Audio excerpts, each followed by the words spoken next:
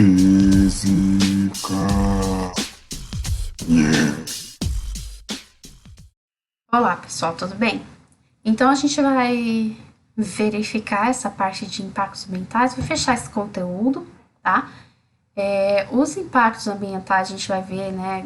Questões do Enem cai bastante isso.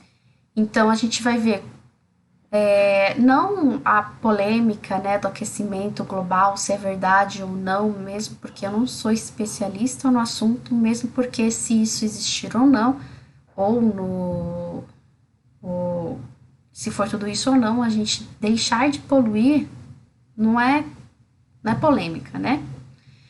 Então, por exemplo, as cidades elas têm uma temperatura maior do que o campo.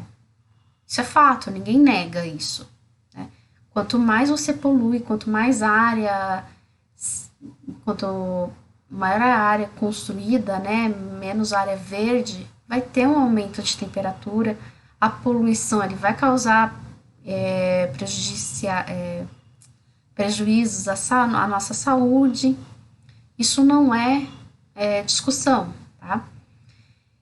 Outra coisa, tem algumas pessoas que falam, não pode questionar a ciência.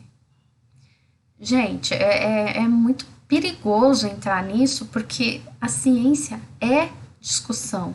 Só, a ciência só evolui se foi discutido as coisas, né?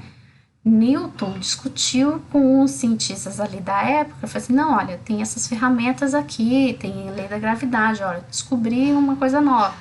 Galileu foi contra o modelo que existia na época, né, falando que o mundo girava em torno do Sol e não da Terra, e ele foi contra, ele discutiu com uma ciência que estava há séculos, estava acho que mais de 1000 anos, as pessoas acreditavam que tudo girava em torno da Terra. E Galileu questionou isso. E Einstein questionou Newton. E isso foi evoluindo. E é normal isso. Então, o que acontece? A ciência não está conseguindo explicar para as pessoas o que está acontecendo e só fala, acredita em mim, porque eu sou a dona da verdade. Então, é um pouco perigoso isso, a gente só ficar à mercê do que eles falam, a gente tem que entender. Então, o que eu vou passar para vocês? Aquilo que é certo, né?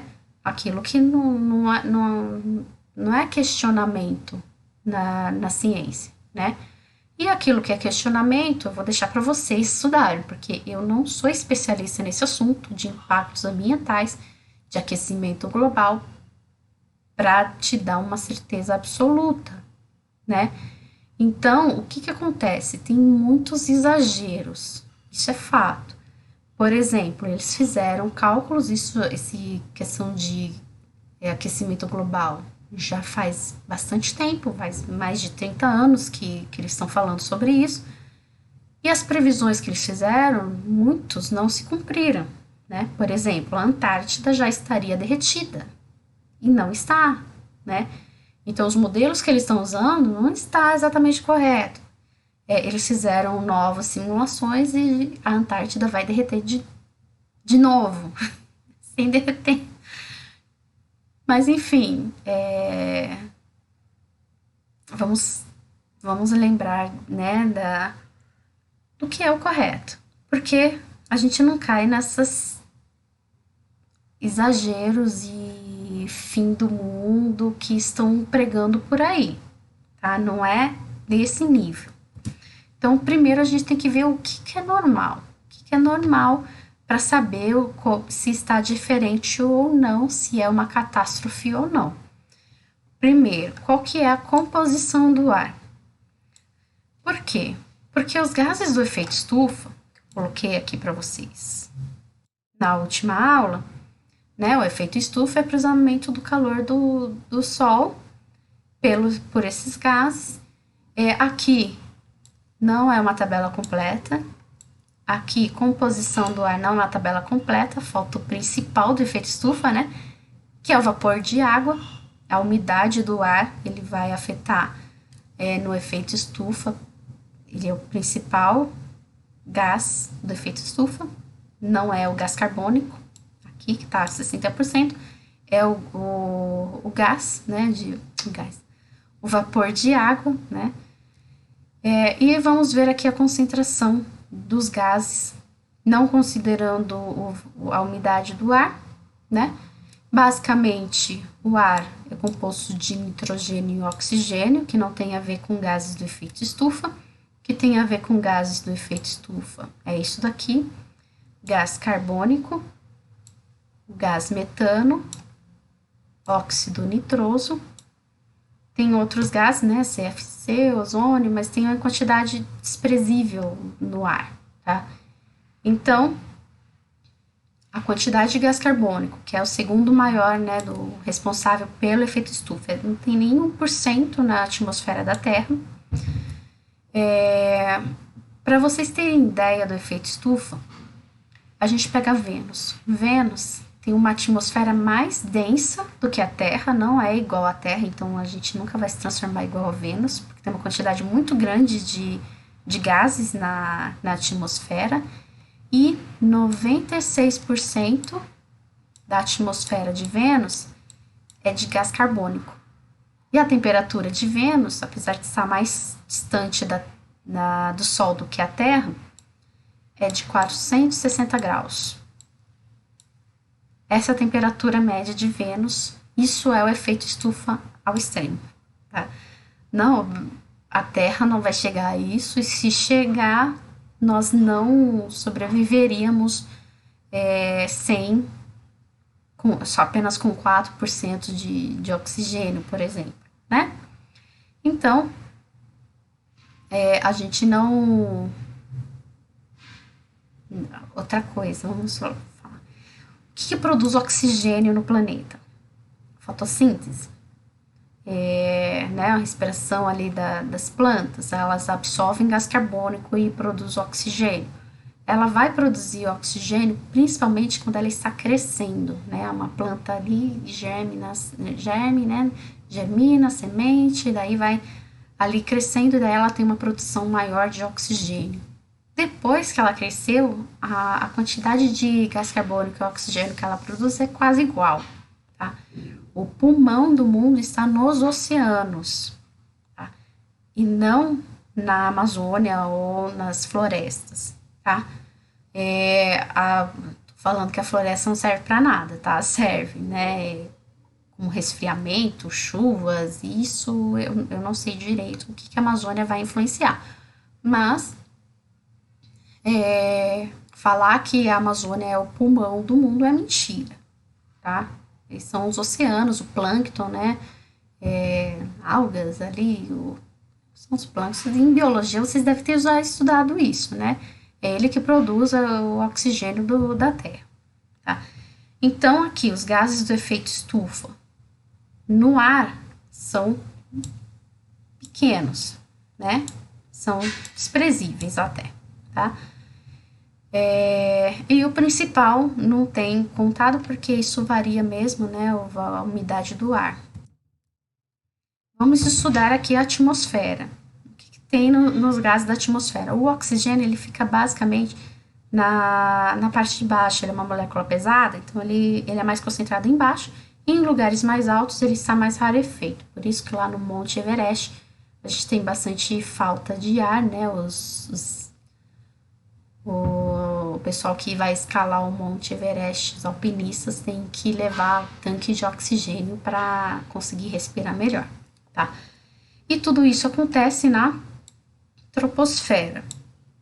A maioria dos fenômenos de chuva, neve, furacão, tudo isso ele acontece na troposfera, que vai do nível do mar até 12 quilômetros de altitude. A nível do mar, a gente tem a temperatura ambiente, né? Que pode variar de menos 30 ou 50 graus no deserto. E depois, quando você tem aqui na camada exterior, chega a menos 60 graus. E daí você pode pensar, professora, quando aumentar a altitude, o que é mais quente não sobe, então deveria ser mais quente lá em cima do que embaixo? E não, até pela composição da atmosfera, né? Então lembra que ali as camadas poluentes, né? Os gases ali do efeito estufa, eles vão ficar mais para baixo, vão aquecer mais embaixo. Que é mais frio vai ficar para cima, contrário da convecção normal. Na próxima camada tem a estratosfera. Na estratosfera vai de 20 até 50 quilômetros e vai de menos 60 para menos 15. Então ele aumenta um pouquinho mais a temperatura. É onde tem a camada de ozônio na estratosfera. Então ele aumenta até a temperatura, até porque o ozônio ele reflete ali a luz do sol, ele absorve um pouco, né? Aqui, explosões atômicas vai chegar até aqui a estratosfera. Explosões de vulcão também tem alguns que chegam na estratosfera e isso diminui a temperatura da Terra, tá? Inclusive, a extinção dos dinossauros, a teoria mais aceita é de que aconteceu exatamente uma era do gelo por conta do meteoro que caiu, levantou uma poeira gigantesca, não ficou na troposfera, ficou na estratosfera. Na estratosfera não tem vento, chuva que vai limpar aquela nuvem, e daí provocou uma mini era do gelo, uma escassez de comida, os grandes animais foram extintos. Por causa dessa baixa de temperatura brusca, né? Então, quando tem também, não só por explosões atômicas, mas por vulcões também, acontece uma diminuição de temperatura. Quando é expelido nuvens ali naquela faixa, essas nuvens vão refletir a luz do sol e daí não vai deixar que seja absorvido pela Terra, né? E vai diminuir a temperatura da Terra por causa disso. Então, são fenômenos normais que acontecem na Terra e isso já é sabido faz tempo. Na estratosfera. Agora, depois da estratosfera, a gente tem a mesosfera, que vai de menos 15 até menos 120 graus, essa região aqui, tá? Onde tem a reflexão de ondas de rádio, que é produzida aqui na Terra, né? É onde tem a incidência de estrelas cadentes. As estrelas cadentes, lembra o que é estrela cadente, né? São rochas, meteoros ou até satélites que entram na órbita da Terra, ela em contato com a atmosfera, nessa camada aqui, vai entrar simplesmente em combustão, né? Vai explodir esse meteoro produzindo luz e a gente enxerga ele como a gente chama de estrela cadente. Depois da mesosfera tem a termosfera, onde aumenta a temperatura, né? Chega até 2.000 graus. Depois a exosfera, que é o limite para o espaço normal e é onde acontece aqui, ó, as auroras boreais, que tem a ver com o campo magnético da Terra e os raios raios cósmicos e do Sol também, tá? E daí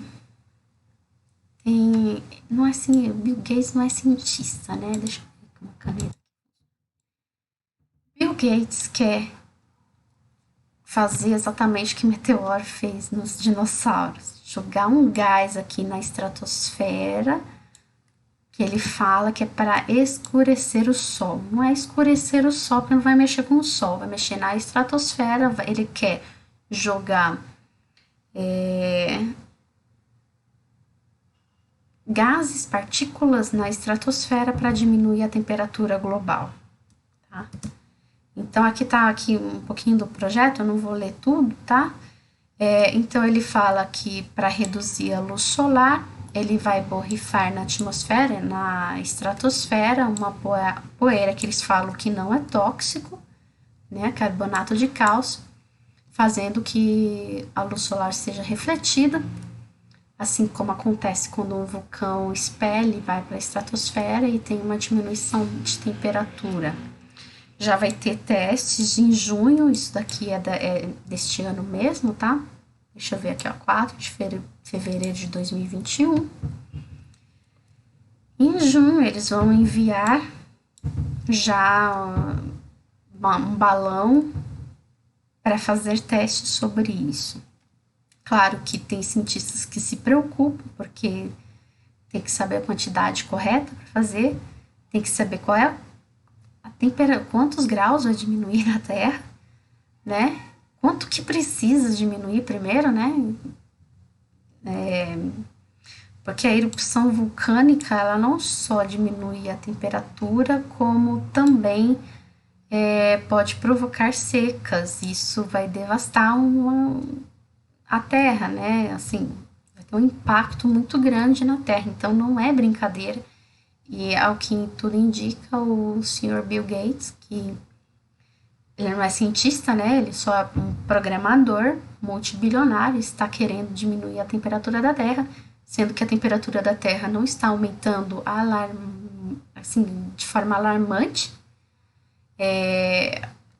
Eu acho que se de repente a temperatura aumentar muito, isso seria um bom negócio, que a gente teria que fazer, ao meu ver, né? Não sou cientista também na área para falar isso, mas ao meu ver é tentar diminuir os impactos que o ser humano acontece na Terra, né? Não tentar e arriscar uma catástrofe na Terra. E ele vai diminuir a temperatura onde, né? Vai fazer o pessoal da África, do Brasil morrer de frio, a agricultura. Pode acontecer secas, de diminuir a temperatura, vai ter escassez de alimento, a alimentação vai ficar cara, quem vai sofrer são os mais pobres, não vão conseguir ter acesso à alimentação.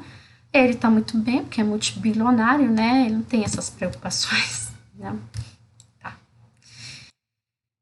Então foi o que eu falei, existem exageros, isso aí é um exagero, tá? Você querer diminuir a temperatura da Terra antes que a temperatura da Terra esteja ou seja previsto que com 100% de certeza que a temperatura da Terra irá aumentar em torno que não poderia voltar mais. Isso seria uma produção que é bom, né, ter esse controle, né, o ser humano quer controlar a temperatura da Terra, mas a gente não sabe se exatamente ele controla ou não, né, então ele acha que aumenta a temperatura e ozônio, vamos lá. Camada de ozônio. O ozônio ele é produzido tanto na troposfera, lembra, na parte de baixo, ou na estratosfera, que tem a camada de ozônio que protege a Terra contra os raios solares. A emissão de alguns gases, como o CFC, que era usado como se diz, geladeira, né? Foi já substituído por outros um pouco menos tóxicos à atmosfera, mas ainda prejudiciais. Esses gases, o CFC, eles falam, né, que faz buracos na camada de ozônio, vai ter uma alta incidência de sol. Mas como que é produzido o ozônio? Pela incidência de sol, tá? Então, quanto maior a incidência de ultravioleta, radiação que o sol emite, com as moléculas de oxigênio, vai produzir o ozônio. O ozônio, o símbolo dele é O3, tá? Então, quanto maior o nível de atividade do Sol, quanto maior a radiação incide na nossa atmosfera, maior vai ser a produção de ozônio. Se o Sol está com baixa atividade, porque o Sol ele não tem uma emissão de radiação constante. Tem momentos que o Sol está mais ativo e outros menos ativos, tem as erupções solares. Então,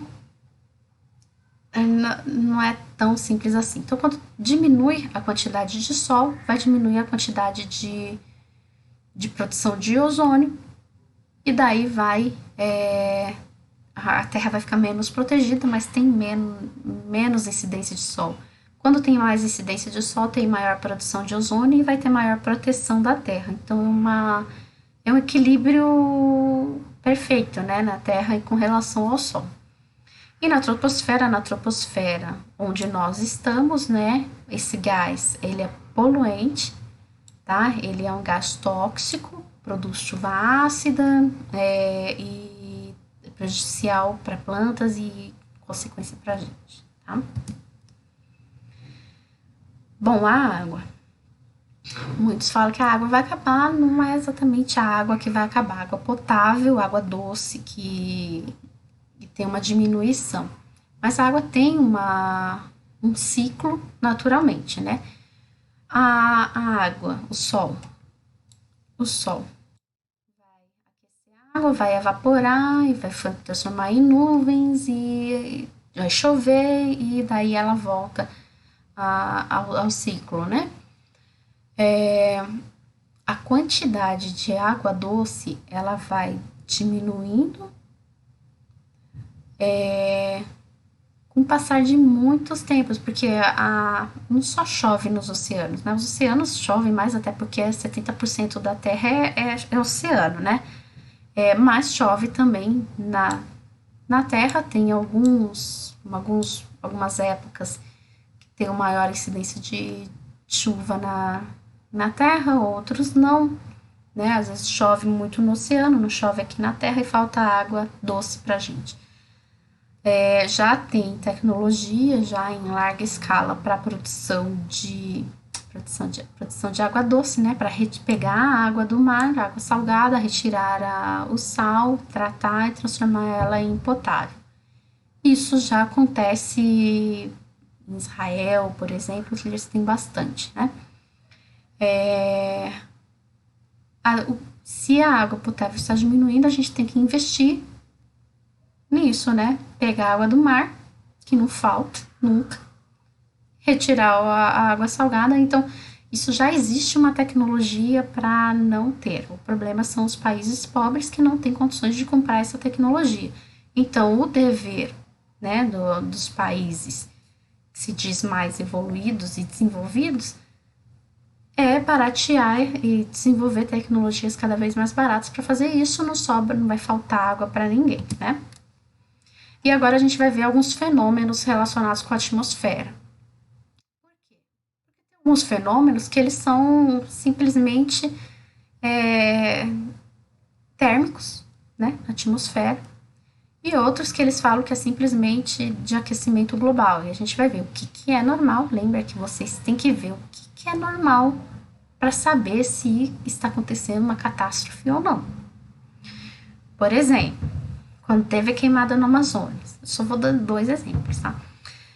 Quando queimou lá a Amazônia, teve um céu escuro, do nada apareceu nuvens escuras no céu de São Paulo. Eles falaram que era por causa da queimada da Amazônia. Assim, gente, vamos ter que pensar um pouco, assim, uma nuvem gigantesca que cobriu a cidade de São Paulo inteira, chegou em São Paulo, ela saiu da Amazônia, eles deveriam ter percorrido todo o espaço até lá. Então, essa nuvem deveria ser vista em outros estados, em outras cidades. Ele não simplesmente aparece milagrosamente em São Paulo, tá? É questão de pensar um pouco. Teve a queimada no Pantanal. Aliás, a queimada no Amazonas. O que é normal? Qual é a região normal de se queimar a Amazônia? Porque isso acontece naturalmente, não exatamente na Amazônia, mas na região mais seca, ali no Cerrado, na floresta ali mesmo, ela é bem difícil, a não ser que seja floresta amazônica é muito úmida, ela não pega fogo desse jeito, tá? É nas partes mais externas, cerrado, essa parte que tem mais seca, né? Mas, enfim, no Pantanal também pegou um fogo terrível, né? Foi gigantesco. E no dia seguinte, ou 2 dias depois, teve um calor muito intenso em São Paulo. Eu vi gente, professor, falando que, que a gente estava sentindo calor por causa do Pantanal que pegou fogo. E não é assim que funciona a temperatura da Terra, né? Porque se uma massa de ar quente foi produzida, ela sobe, evapora e forma nuvens, Então tá, aquela massa de ar quente, ela deveria estar passando de uma região para outra, então ela vai aquecer outra cidade, não é só São Paulo, né? Ela tem que ter um caminho, ela não aparece aqui, desaparece e de repente aparece em São Paulo. Não, não, gente, não é assim. Então vamos ver o que, que é normal para vocês não se desesperarem, tá? Porque a imprensa é assim, ela só vem de desespero. Então vamos lá. Orvalho e geada, como que acontece? Bom, a geada é a formação de cristais de gelo e o orvalho é aqui, né, forma só líquidos na superfície. Como que acontece? Quando a superfície terrestre perde muita energia para o espaço, quando não tem nuvens. Então, uma noite sem nuvens, ela perde muita energia, vai diminuir a temperatura e quando tem um pouco de umidade, né, não tem nuvens, mas tem um pouco de umidade, essa água vai condensar e se tiver uma temperatura abaixo de 0 graus, ela não só vai condensar, se ficar líquido, como vai congelar, que é a geada, tá? Então, se congelar, que está uma temperatura abaixo de 0 graus, ela congela, se está uma temperatura assim, de 0 graus, ela não vai congelar, é só a geada. Neve. Como que funciona? A nuvem, ela vai com temperatura baixa, ela vai emitir a água já congelada. Pode ser que tenha isso é a neve. A chuva congelada é quando tem uma massa de ar quente, então vai cair neve, vai descongelar e vai congelar a chuva, né? Aqui, quando tem uma camada grande, quando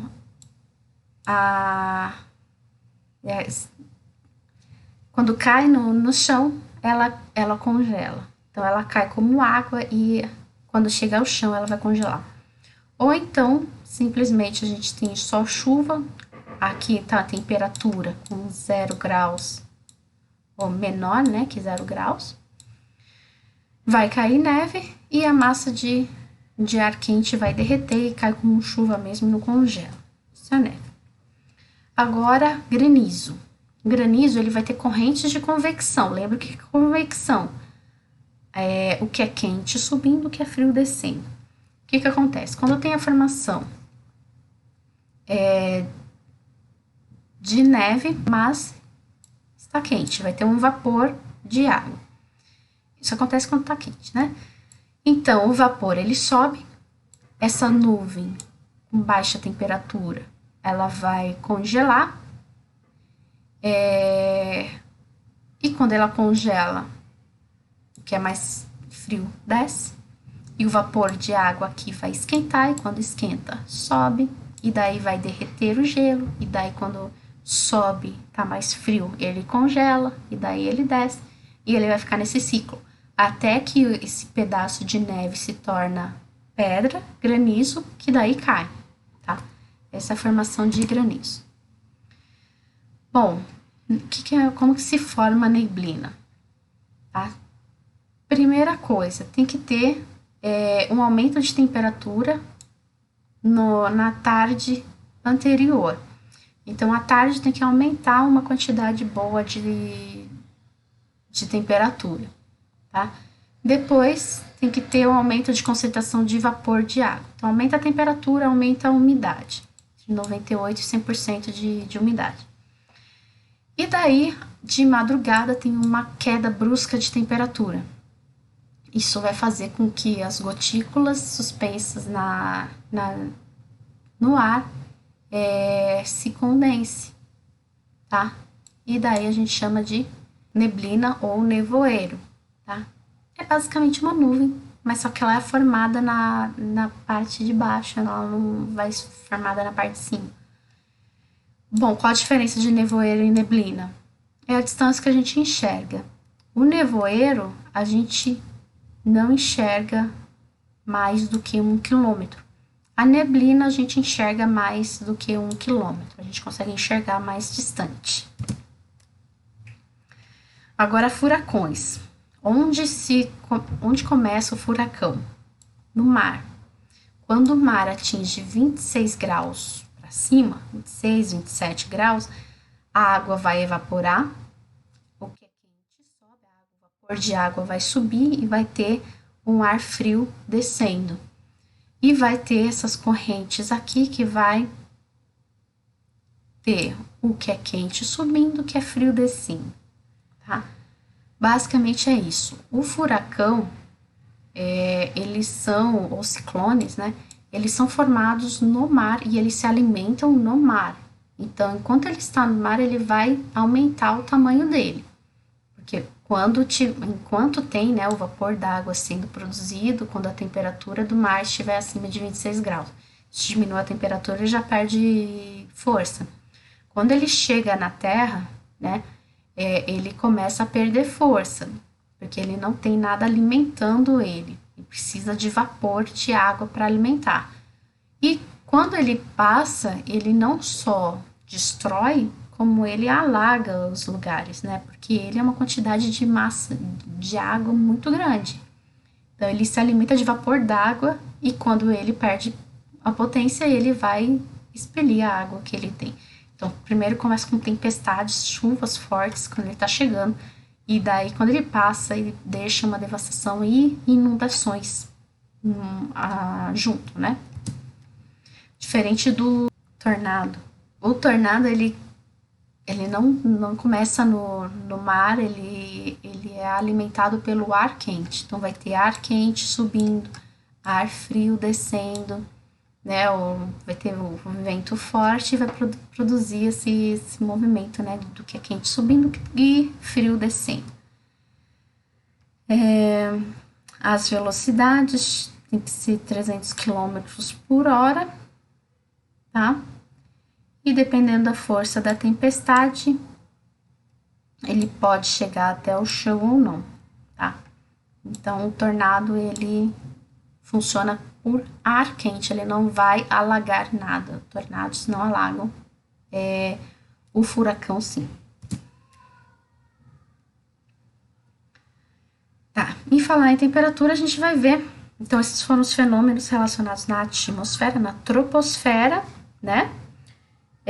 E agora a gente vai ver o ciclo da Terra. A Terra, ela tem um ciclo natural de era glacial e era interglacial. Então, são momentos em que a temperatura são maiores e momentos menores. Ainda não se sabe muito o que ocasiona, mas na Terra, aqui está em 400 mil anos até hoje, né? Aqui está a temperatura da Terra hoje. A era glacial é quando você tem temperaturas menores que 30 graus Fahrenheit. 30 graus Fahrenheit dá menos 1 grau Celsius. E aqui eu coloquei a transformação de uma temperatura em outra, né? Então, aqui está em Fahrenheit, aqui está em Celsius. Então, acima de 30 graus, ou seja, acima de menos 1 grau Celsius, basicamente zero, né? A gente chama de era interglacial. A era glacial, ou era do gelo, é quando está abaixo de menos 1 grau Celsius. Normalmente, a era glacial dura muito mais do que a era interglacial. A era glacial dura em torno de 100 mil anos na Terra. A era interglacial dura menos, em torno, em média, né, 10 mil anos. Pode durar até 28 mil anos. Já eras interglaciais, que são essas partes aqui que aumenta, né, que está acima desse nível aqui. Nós estamos aqui, né, na era interglacial. Pode durar até 28 mil anos. Pode ser mais, né, dependendo do ciclo da Terra. Então, vocês estão vendo aqui essa temperatura aqui da Terra, que está hoje e do que estava há mais de 100 mil anos atrás? Sim, a temperatura da Terra foi maior do que está agora. E não tinha seres humanos poluindo a atmosfera, tá? Então, a Terra tinha temperaturas maiores. Outra coisa, a Antártida que eu falei, né, que eles previram que isso já aconteceu, a Antártida já derreteu em outras eras. O que que eles alegam? Que a velocidade com que a Antártida está derretendo é maior do que o que aconteceu antes. Então, lembra que eu falei o que, que é normal e o que, que está diferente por causa do homem?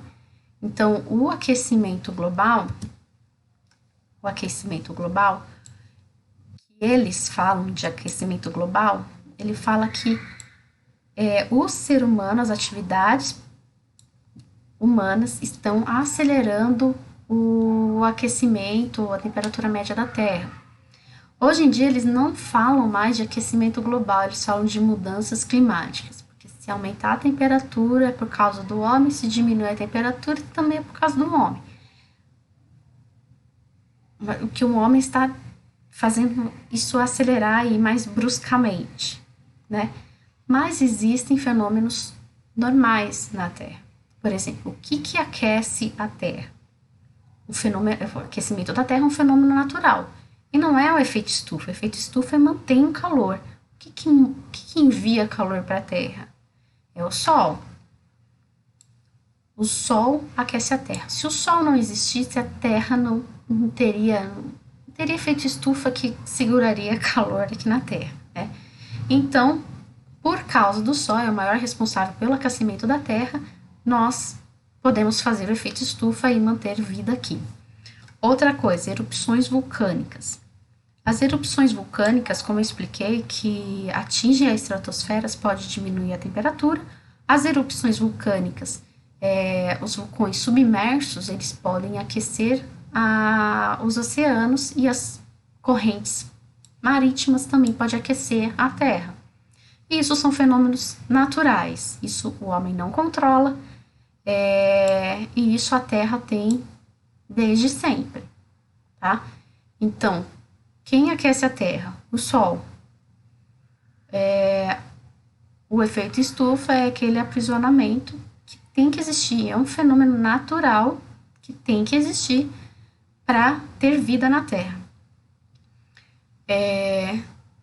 Agora, a grande polêmica é qual é o nível de modificação da natureza, né, do que é natural na Terra. E isso é muito complicado. Como eu falei, eu não sou especialista e o que eu estudei eu não consigo explicar. E foi o que eu falei. A ciência está tão distante da gente que alguém que estuda o assunto, que nem eu, né, mas que não é da área, não consegue entender. E não consegue chegar num ponto final. Para ter ideia, para vocês terem ideia, a Terra, ela é basicamente oceano, né? 71% de oceano e 29% de continente. Desses 29% de continente, metade é gelo ou areia, deserto, não é habitado. A outra metade ou é floresta ou é habitada. Então, o que é habitado, o que o ser humano, todos os bilhões de pessoas no ser, todos os bilhões de pessoas na Terra habitam 7% da superfície da Terra. Então, falar que 7% da superfície da Terra influencia os 93%, eu acho que precisa de um pouquinho mais de esclarecimentos do que simplesmente falar sobre gás carbônico e o aumento de temperatura, que a gente viu que a temperatura da Terra pode ficar até maior do que está agora. Então, foi o que eu falei para vocês.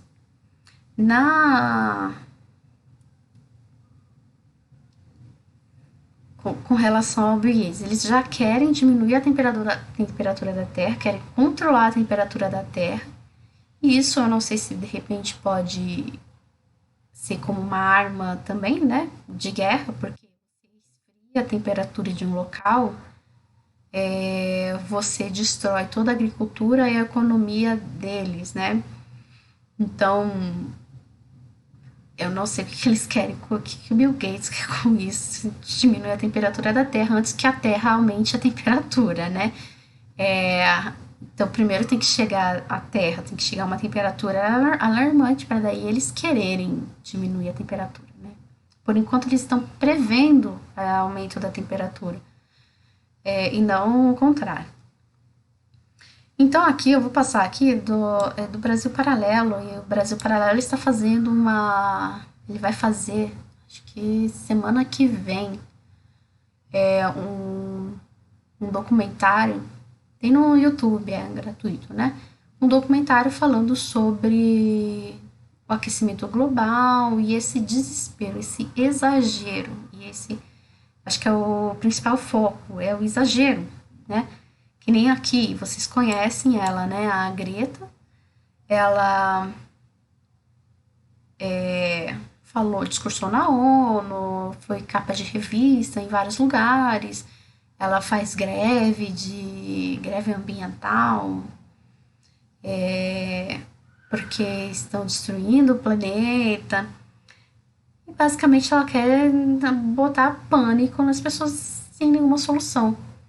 E esse rapaz aqui, não vou saber o nome dele, Boyan Slat, ele é holandês, gente, não sei falar holandês, né? Boyan, ele apresentou soluções e ninguém fala dele, né?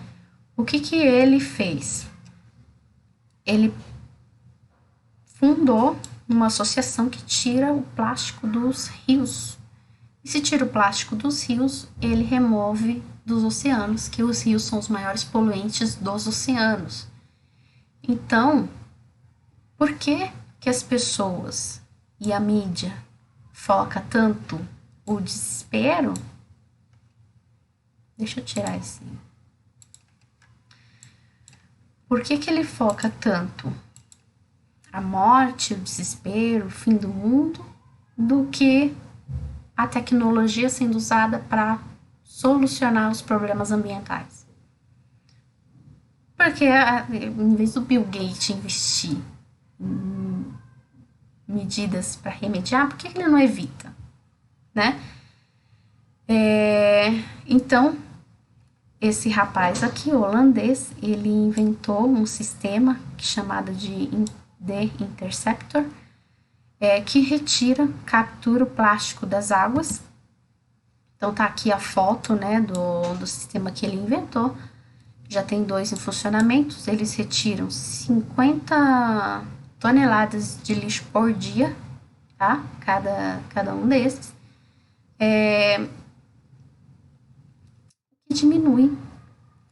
Porque assim, 1000 rios é responsável por 80% da poluição de plástico dos oceanos. Então, se você tratar 1000 rios, ou seja, tiver 1000 ou vários sistemas desses nos 1000 rios, você diminui 80% da poluição nos oceanos, tá? O cara não recebeu o prêmio Nobel por quê, né? O rapaz, tá? Então, assistem essa do Brasil Paralelo, eles colocam uns documentários muito legais pra gente pensar, né, refletir um pouco, ver esses exageros que estão acontecendo. Por que que uma menina que não vai à escola de sexta-feira porque está protestando ganha tanta notoriedade com o desespero que ela tem, né? Do que um cara que está solucionando. Então, quando a gente fala de diminuir o plástico dos oceanos, dos rios oceanos, eu me lembro dos canudinhos. Porque foi muito estranho aquele problema do canudinho. É muito triste, né?